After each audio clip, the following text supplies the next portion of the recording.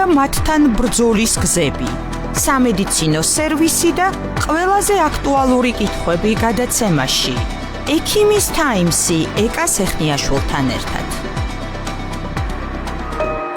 მაშასე ვინც არ გვიყურებდით და ახლა შემოგვიერთდით, დღეს შაბათია და ტრადიციულად მე ჟურნალისტი ეკა სეხნიაშვილი ექიმის თაიმსის ფორმატში მუშაობ თქვენთან ერთად. ძალიან საინტერესო გადაცემის სტუმარი გვეყოლება დღეს ქაბატონი თამარ ჭიჭინაძე, პოდიატრი, ორთოკინეზი თერაპევტი, ტერფის სპეციალისტი და ამავე დროს მინდა ვთქვა, რომ წლის რჩეული პოდიატრის ნომინაციაზე ის წარდგენილი, ვფიქრობ მართლაც დამსახურებულად ქაბატონი თამარის პროფესიული გამოცდილების, იმ ბექგრაუნდის გათვალისწინებით და იმ, ასე ვთქვათ, მთავარი სამუშაო პრინციპებისგან გამომდინარე, რომელიც ქაბატონ თამარ ჭიჭინაძეს აქვს სამუშაო პროცესში დანერგინილი და მინდა ვთქვა, რომ ის ერთ-ერთი ამ მხრივ, ასე ვთქვათ, მაღალ პროფესიულ სტანდარტთან არსებული სამუშაო პროცესით გამოირჩევა.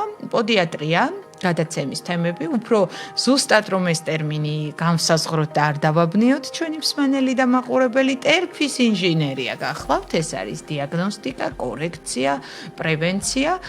ასევე მნიშვნელოვანი არის ამ პროცესში, რომ ინდივიდუალური ღაბაშების დამზადებით მოხდეს, სხვა შორის ევროპული ხარისხის, გერმანული, ბელგიური ამ პროცესის კოორდინირება და გამოსწორება და კორექტირება. ასევე ვისაუბრებთ თემებზე, რატომ არის მნიშვნელოვანი ტერფის დროული დიაგნოსტიკა, მათ შორის ბავშვობაში და ბავშვთა ასაკიდან, ტერფის ინჟინერიის დროს იმავე დეფორმული ტერფის, კოჭის, წვივის და სხვა ტიპის ჩივილები და გართულებები, ოპერაციოდ განკურნების საშუალებები. ძალიან ნიჭიერი, მართლაც გამორჩეული პოდიატრი ქაბატონი თამარ ჭიჭინაძე ყავს ეთერში. იცით ტრადიციულად, რომ თქვენ გვირეკავთ ტელეფონის ნომერზე 2910101, გვისმენთ FM 92-სა და 3-ზე, გვიყურებთ ტელეკომპანიის ვებგვერდზე, ასევე YouTube არხზე QR კოდის საშუალებით და ყველა პლატფორმაზე გვიგზავნით კითხვებს. ჩვენ თქვენი აუარება კითხვა გვაქვს, მაგრამ გადაცემის სველობის დროსაც შეგვიძლიათ გამოგვიგზავნოთ შეკითხვები. მოგესალმებით ქალბატონო თამარ და მადლობა რომ მოახერხეთ და მოვწადეთ. მოგესალმებით, მადლობა მოწვევისთვის. მართლა ძალიან საინტერესო თემაზე ვისაუბრებთ და რაც მთავარია, დღეს ჩვენ გვექნება პრაქტიკული რჩევები. როგორ შეგვიძლია სახლის პირობებში მივხვდეთ საერთოდ არის თუ არა რამე პრობლემა ან ზრდასრულებში, ან ბავშვებში. დავიწყოთ იმითი, რა არის პოდიატრია.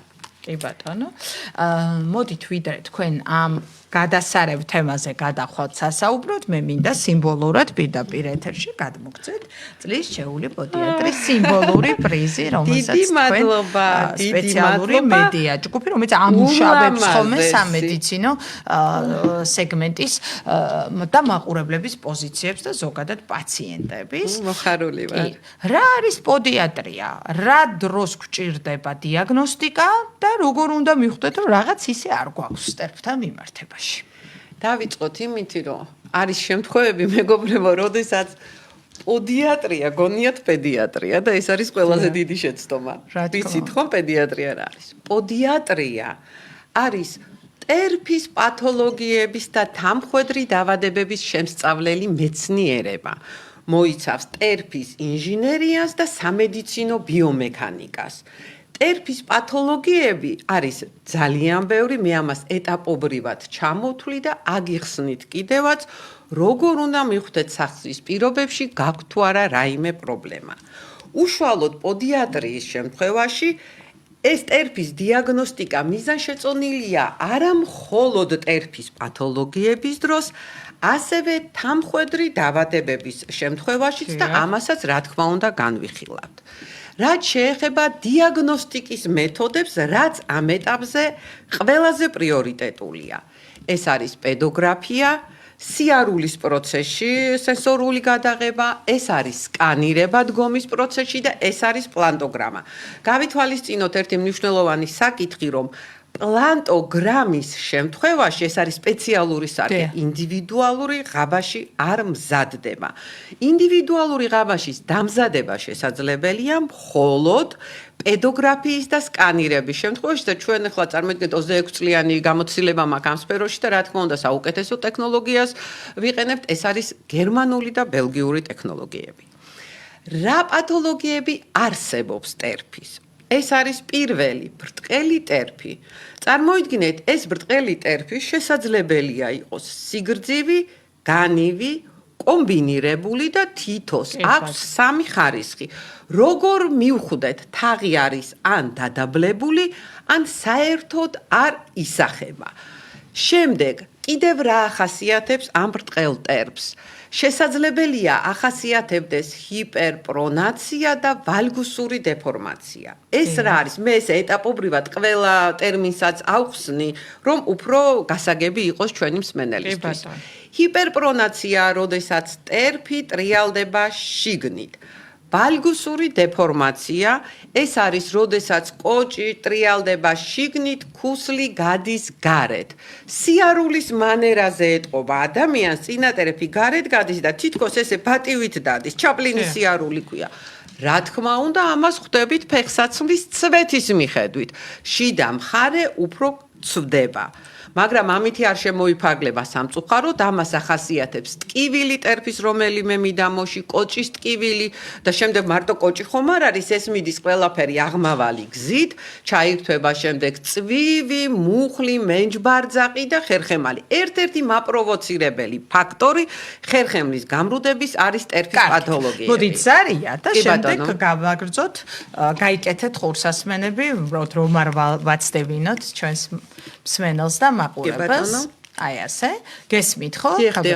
მოგესალმებით, პირდაპირ ეთერში ხართ. მოგესალმებით, მივესალმებით სტუმარს. დიახ, მადლობა. ოჯახში ყავს 13 წლის წვევამდელი, რომელსაც ბავშვობიდან აწუხებს ტერფიანობა. დიახ.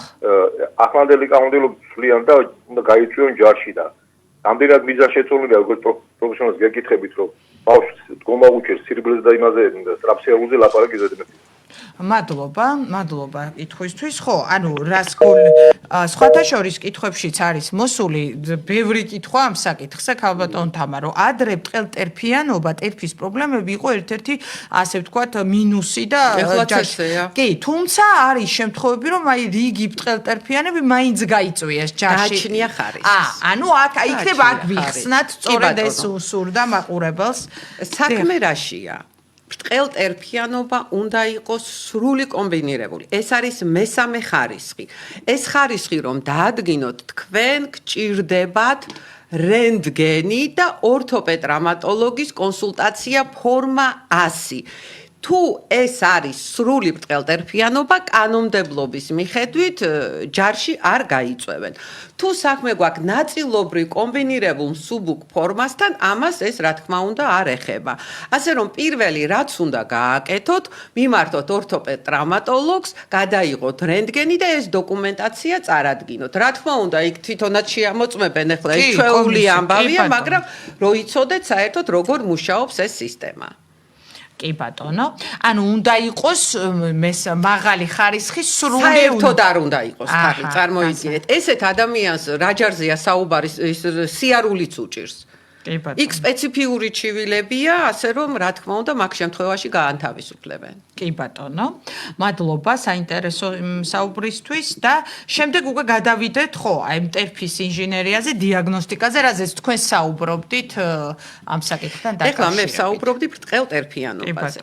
დააკვირდით ერთ საკითხს. გარდა იმისა, რომ ვიზუალურად ტერფსაც ეტყობა წვივს და მუხლებს, იქსისებრი ხდება. ასე რომ ამითიც მივხვდებით ელემენტარულად სიარულის მანერაზე, მივხვდებით ჩივილებზე, მივხვდებით ფეხსაცმლის ცვეთის მიხედვით მივხვდებით. მაგრამ მარტო ეს ხომ არ არის ტერფის დეფორმაცია და პრობლემა. მეორე, ეს არის ვარუსი ჰიპერსუპინაცია. ტერფმრუდობა, როგორც ესეთი რთული ფორმა, იქ ბავშვობაში კეთდება ოპერაცია. ვარუსი ჰიპერსუპინაცია რა არის, იცი? თუ ცოტა ახლოს მიკროფონთან დიახ. ყურსასმენ შეგიძლიათ მოიხსნათ? შემიძლია მოვიხსნათ. თუ ზარი არის, მე თვითონ. კი ბატონო. მოკლედ, ვარუსი ჰიპერსუპინაცია რა არის?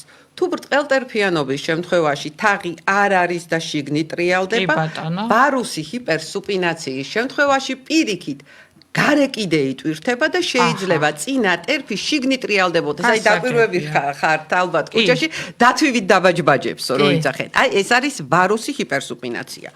თუ ბრტყელტერფიანობის დროს მზადდება ინდივიდუალური სუპინატორი, ვარუსი და ჰიპერსუპინაცია, როდესაც გვაქვს არავითარ შემთხვევაში არ შეიძლება არც ინდივიდუალური სუპინატორი და არც სტანდარტული.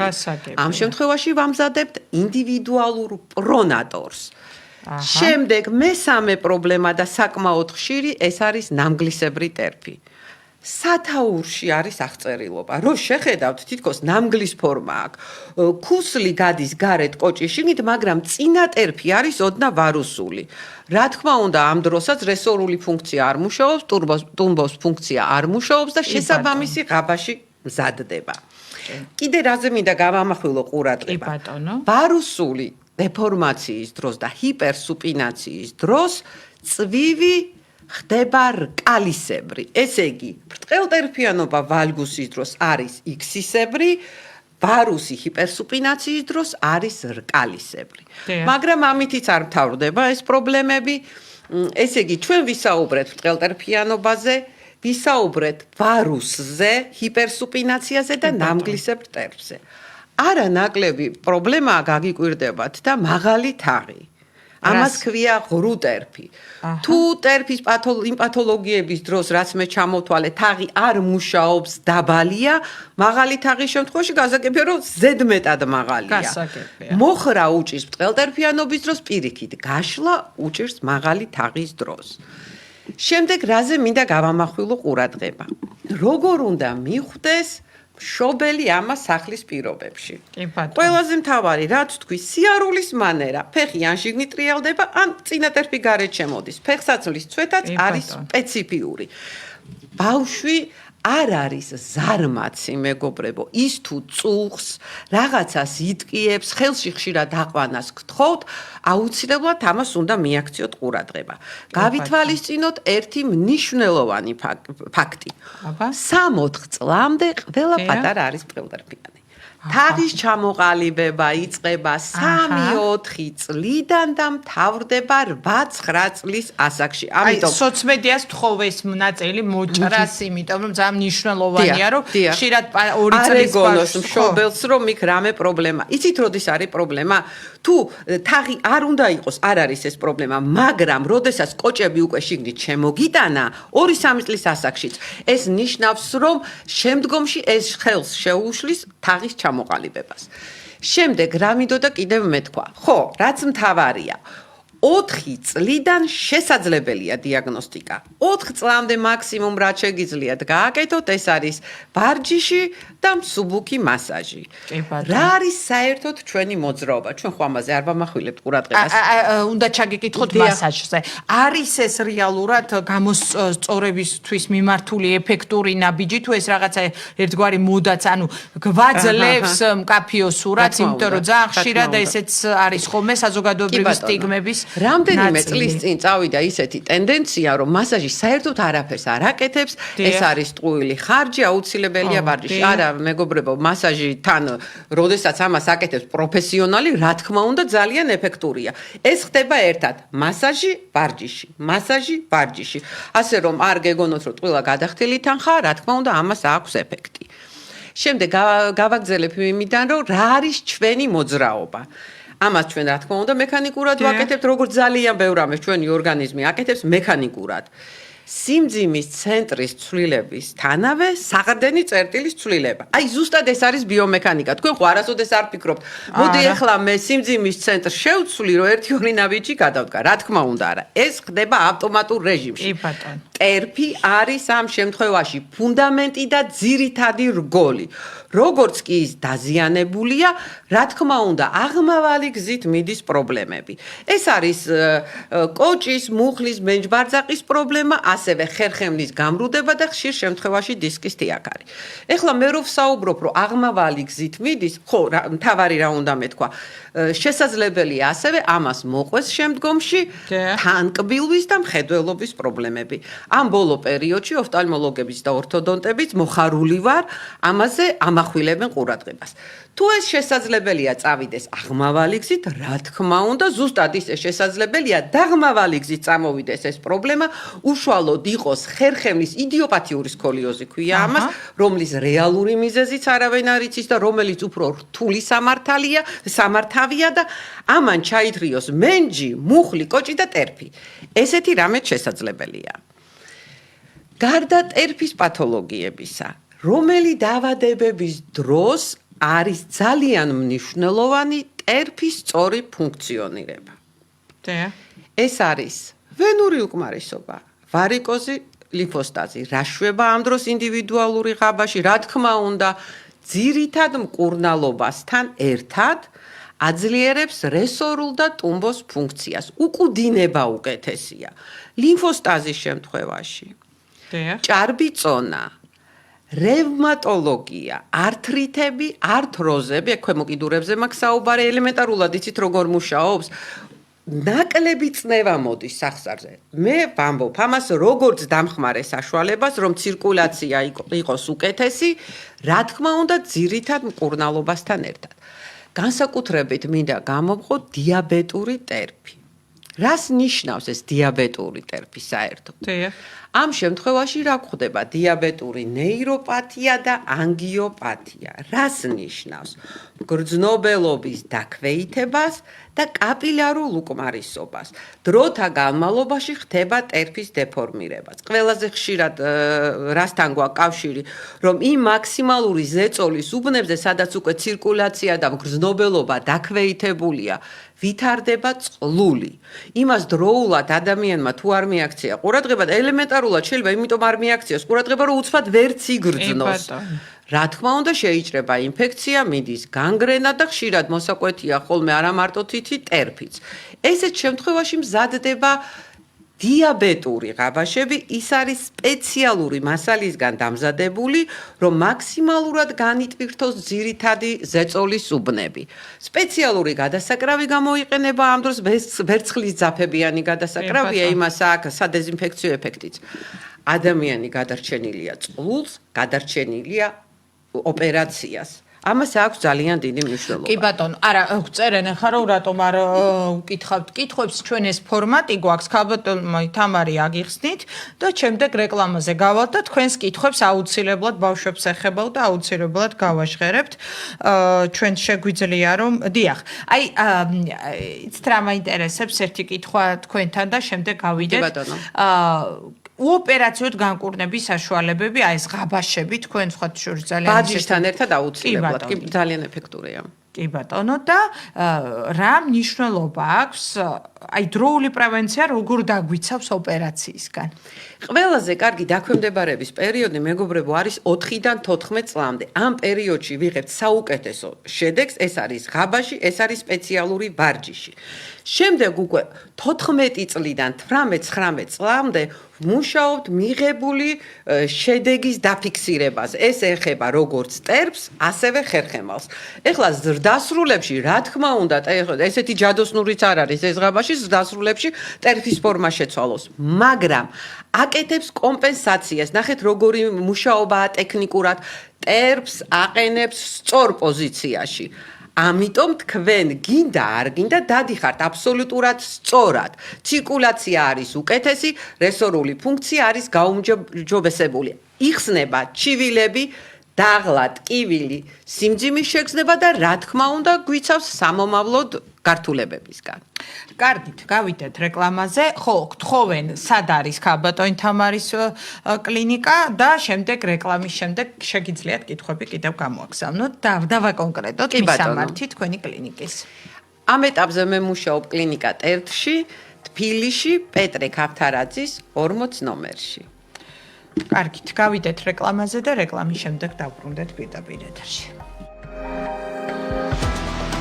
კივნეული თემები და პროფესიონალი ექიმის რჩევები. დაავადებები და მათთან ბრძოლის გზები. სამედიცინო სერვისი და ყველაზე აქტუალური კითხვები გადაცემაში. ექიმის თაიმსი ეკა სეხნიაშვილთან ერთად.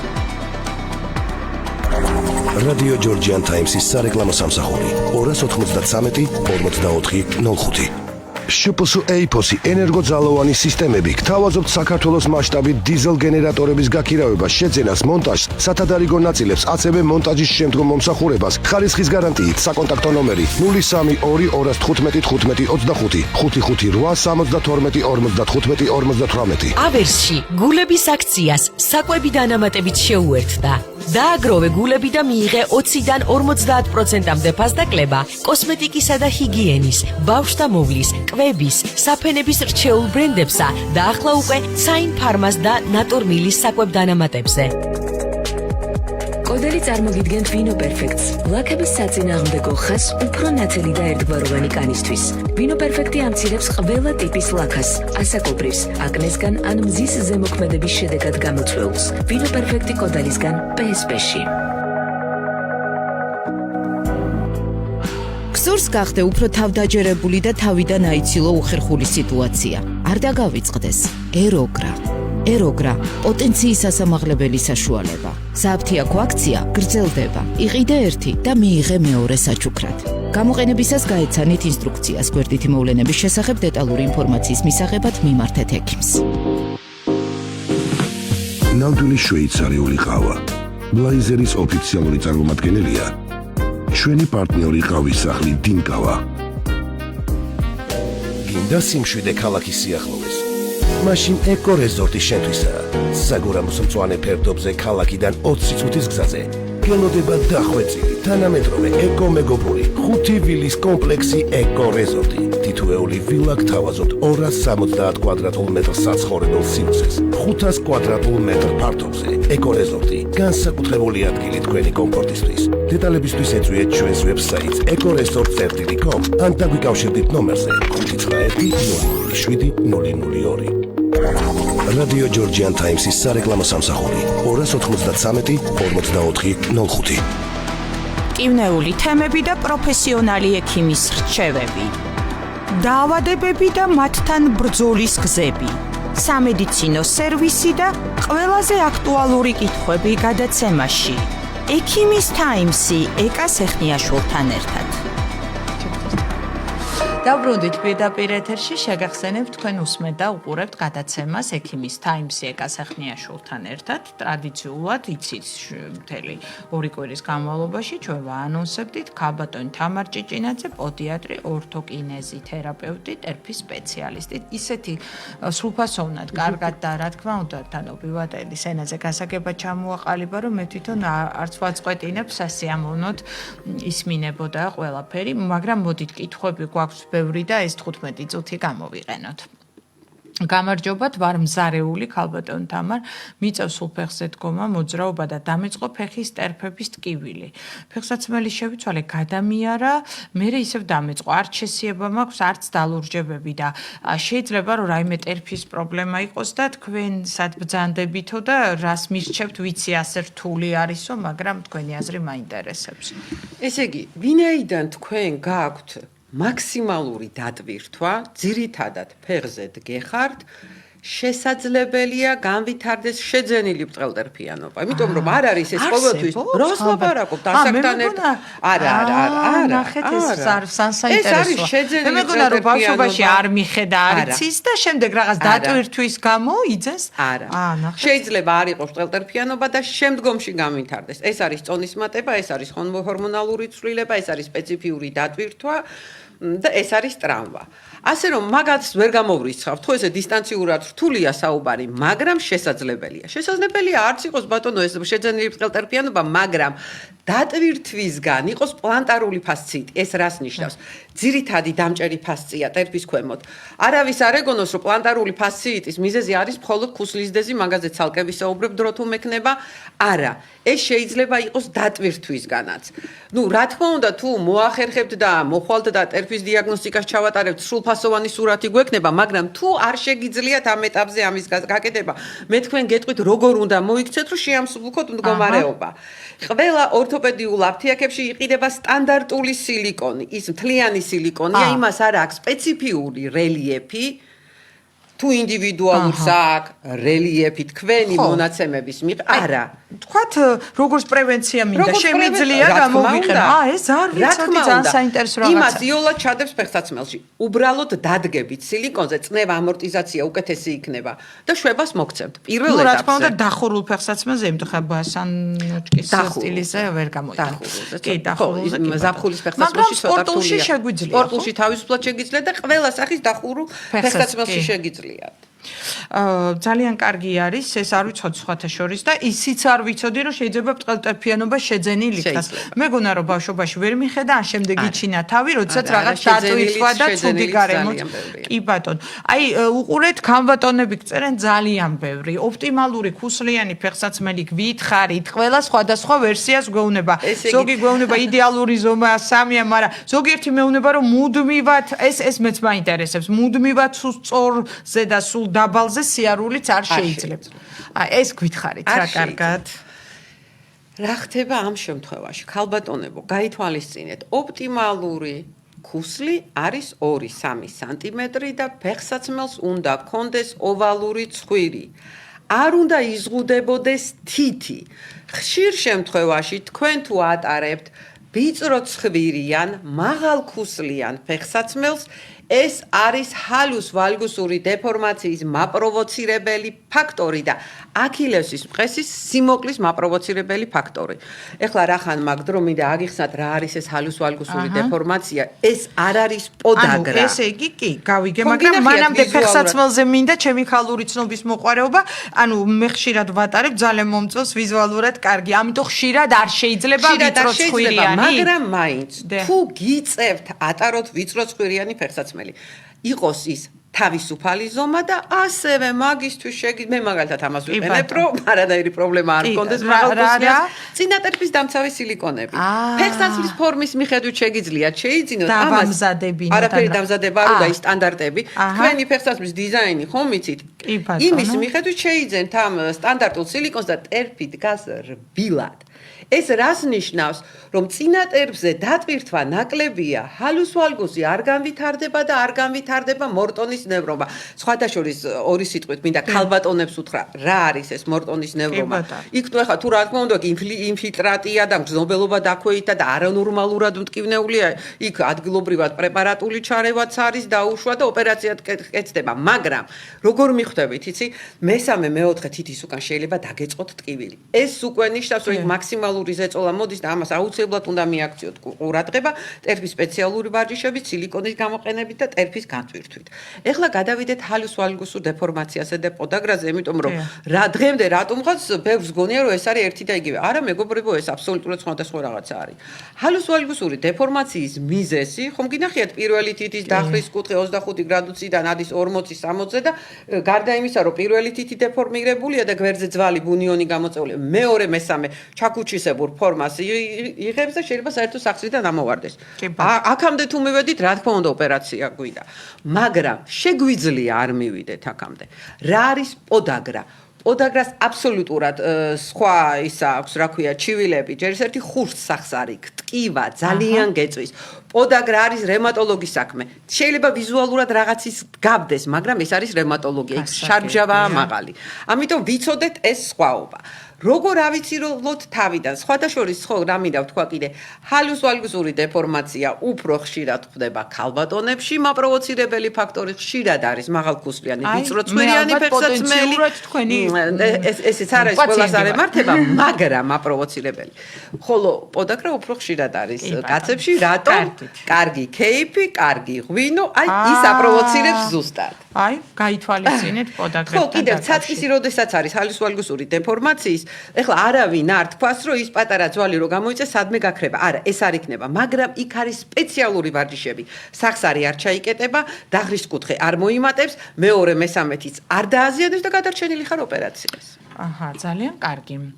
ხო, აი კიდევ ერთი კითხვა არის ესეთი, ესე იგი ქუსლის დეზებს თუ მკურნალობთო? ქუსლის დეზ როგორც წესი, სხვადასხვა მეთოდი არის ამის მკურნალობის, ხო? ეს შეიძლება იყოს ფიზიოთერაპია, შეიძლება იყოს მაგნიტუტალღოვანი დარტყმები. არა, ამას მე არ ვაკეთებ. ჩემი საქმე არის სამედიცინო ბიომექანიკა, ტერფის დიაგნოსტიკა, 3D ღაბაშები, სპეციალური ვარჯიშები. მკურნალობას დაგინიშნავთ, რა თქმა უნდა, ორთოპედ ტრავმატოლოგი. მაგრამ როგორ შეგიძლიათ შეიმსუბუქოთ მდგომარეობა, ესეც რო ვიცოდეთ. კი, იქ გარკვეული ვარჯიშები არის, თუ ქუსლის დეზის შემთხვევაში ტერფის დეფორმილებულია, რა თქმა უნდა, სპეციალურ თაღზე ჯდება ინდივიდუალურზე. ეს ტერფი რო ქუსლით დარჩეს ჰაერში. თუ ესეთი რამე არ გვაქვს, ტკივილის ახლა ესეთი გაუსაზლისი არ არის, იქაც მივდივართ სტანდარტულ სილიკონამდე. ეს არის ქუსლის დამცავი სილიკონის თასი. იმას დებთ ყველა ფეხსაცმელში და რბილად დგას ფეხი. და დანარჩენი უკვე მკურნალობის საკითხია. იდება აპტეკებში? ყველგან არის ეს. კი ბატონო. გამარჯობათ. კალციუმის დეპოზიტი ოსტეოფიტები წარმოქმნილის და აშკარად ჩანს ქუსლის ძვალზეო და თუ არ არის და მაშინ რისი ბრალი შეიძლება იყოსო? ნახეთ რა შეა საქმე, ამის ზუსტი მიზეზი მეგობრებო, ვინმემ რო იცოდეს, ეს არავის არ ეკნებოდა. მანდ მევრი მაპროვოცირებელი ფაქტ, თქვენ უკვე გეხართ ფაქტის წინაშე. ამიტომ რას აკეთებთ? მიყვებით ორთოპედ ტრავმატოლოგის დანიშნულებას. თუ საჭიროა ჩაერთვება რეაბილიტაცია, თუ საჭიროა ჩავერთვებით ჩვენ. სხვას ამ საკითხა ვერაფერს ვერ ვიტყვით, იმიტომ რომ ეს არის ცოტა სადაო საკითხი, რატომ არის, ვის რატომ აქვს, არავინ არ თქვას, რომ იცის ამის ზუსტი მიზეზი. კი ბატონო, აი გწერთ მშობელი მესამედ მოიწერა, ნუ საუბრობს ქალბატონი თამარი და ბუნებრივია რომ უცებ ვერ წაუკითხავ, ესე იგი გამარჯობათ ბავშვს ვულგუსური ტერფები ხელს უშლის ფეხბურთის თამაში. კი ბატონო, არა გვაქვს რაიმე შანსი ორთოპედიუმის. როგორ არა. ზუსტად ახლა მინდოდა მესაუბრა სპორტულ ღაბაშებზე. ეს კიდე ცალკე კატეგორია. როგორც წესი, ჩვენ ამ ეტაპზე ვიყენებთ 18 ტიპის პროგრამულ უზრუნველყოფას და 40 სახეობის ბიომასალას. ამას აქვს სამედიცინო ლიცენზია, ხშირად კითხულობენ რის გამზადდება, ნახშირბოჭკოვანი ჰაერით ფორირებული ქაფიდან მზადდება და ყველას აქვს სხვადასხვა ამორტიზაცია.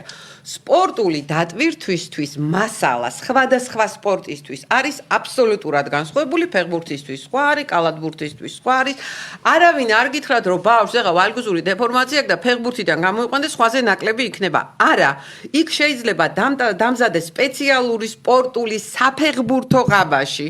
არავისზე ნაკლები არ იქნება, პირიქით, სწრაფი იქნება, არ ექნება მიკროტრამვები, არ ეტკინება კოჭი, მუხლი და წელი. ასე რომ მაგან არ შეგაშინოთ. შეგიძლიათ ქალბატონ თამარს მიმართოთ მწერს მისამართიო და გავუმეოროთ თქვენი კლინიკის. კი ბატონო, კლინიკა ტერდი პეტრე ქავთარაძის 40, რეგისტრატურის ნომერია 591253602. გამარჯობათ, ტყელ ტერფიანობაზე მინდა კითხოთ, რომ გენეტიკური რამდენად შეიძლება იყოს მამაკაცს აქვს წყვილშიო და მიშვილსაც რომ კონდეს. ნახეთ რა შეა საქმე. ტყელტერფიანობა შესაძლებელი იყოს გენეტიკური, შესაძლებელი იყოს რაქიტული, შესაძლებელია ტრამვული და შეძენილი. რა თქმა უნდა, თუ გვარში ვიღაცაც აქვს, იქ არის დიდი შანსი, რომ იყოს გენეტიკური. მაგრამ ეს არ ნიშნავს, რომ აუცილებლად იქნება. ეს არის 50-50-ზე, ხომ? რახან იცით მამას რომ აქვს, ბავშვს უბრალოდ დროულად მიაქცევთ ყურადღებას. იმ ჩივილების მიხედვით, რაც მე თქვი, ჯერ ეს ერთი სიარულის მანერაზე მიხვდებით, მერე რამე ჩივილი თუ აქვს, იმაზე მიხვდებით, დროულად თუ ჩაერევით, აი ყველაზე მთავარი იცით რა არის აქ? დროულად თუ ჩავერევით, გადარჩენილია ადამიანი ოპერაციას არა მარტო ტერფზე, არამედ ხერხემალზე. რა თქმა უნდა, არის ურთულესი მდგომარეობა, როდესაც კი ბატონო აუცილებელია ოპერაცია, უბრალოდ სხვა გზა არ არის და იმ შემთხვევაში კეთდება მუდმივი იმპლანტი. მაგრამ მერწუნეთ, ეს არის ძალიან იშვიათი. პრევენცია და კორეგირება ყოველთვის შეგვიძლია. აი რაც შეეხება ჩვენი ერთ-ერთი მაყურებელი გვწერს, აი მუხტუნავე მუხთან დაკავშირებით ვისი ამის დიაგნოსტირება არის ეს არის ორთოპედ ტრავმატოლოგის პრეროგატივა. ეს ყველაფერი არის ორთოპედ ტრავმატოლოგის პრეროგატივა და დღეს მედიცინა მეგობრებო უკვე იმ დონეზეა რომ აი ეს თქვენ ახლა რაც ჩამოთვალეთ არ წარმოადგენს რაიმე განსაკუთრებულ პრობლემას რომელსაც შეიძლება ვერ უშველოთ. ასე რომ მე სხვათა შორის აი ძალიან წინააღმდეგი ვარ ხოლმე რომ მოდის პაციენტი და მეუბნება იცი რა მითხრა რომ 6 თვეში ვერ გაივლი იქ მუხლი გაქვს იქ კოქსატროზი არ არის ესე არ არის სწორი მიმართულება ოპტიმიზმი დადებითი განწყობა წინასწარ ნურავშის ნუ გეშინიათ თუ მაქვს 2 წუთი მშობელს მინდა აუხსნა სახლის პირობებში როგორ მიწეს აქვს თუ არა გაქვთ 2 წუთი და შემდეგ დავემშვიდობოთ კი სახში როგორ უნდა მიხვდეთ ახლა ტერფზე ხო ვისაუბრე და აგიხსენით როგორ უნდა მიხვდეთ მაგრამ როგორ უნდა მიხვდეთ არის თუ არა ხერხემლის გამრუდება და ან ტამდეგობის დარღვევა ეს არის პირველი ეტაპი და შემდეგ მიდის გამრუდება ხომ წელზევით გახადეთ სწორად დააყენეთ ჯერ ეს ერთი თეძოს შეჭრა სიმეტრიული, ბეჭის ქვედა მხარე სიმეტრიული, ბეჭი სიმეტრიული. ხელი გააშლევინეთ, ზუსტად ისე უნდა იყოს სიმეტრიული. თავი გაასწორებინეთ, წუთი უყურეთ, მეტი არ არის საჭირო. წაიღო ერთ მხარეს, მიდის იქ უკვე პრობლემა. ის არის საწყისი, ის არის ტამდეგობის დარღვევა, შეიძლება გადავიდეს ხერხემლის გამრუდებაში და რჩევას მოგცემთ. ქალბატონ თამარს ესტუმრეთ, იმიტომ რომ მართლა ესეთი კარგი ექიმი რომ ასე იხარჯებოდეს პირდაპირ ეთერში, აი დამერწმუნება მთელი ჩვენი ტელერადიო კომპანიის სტაფი გისმენთ და აი მართლა აღფრთოვანებული ვარ რომ ესე იხარჯებით პაციენტისთვის. იმდენი კითხვა ქალბატონ თამარ მე ბოდიშს ვუხდი, ეს გადაცემა თავის არის სიკეთის მატარებელი, მაგრამ სულ ბოდიშის მოხდა მიწევს, იმიტომ რომ მშობლები მწერენ n რაოდენობის კითხვას პირად ჩატში თუ ისე. ასე რომ მეგობრებო, მე შეგიძლიათ მომწეროთ WhatsApp-ში, იმიტომ რომ ჩემი კონსულტაცია 26 წლის განმავლობაში WhatsApp-ში არის უფასო.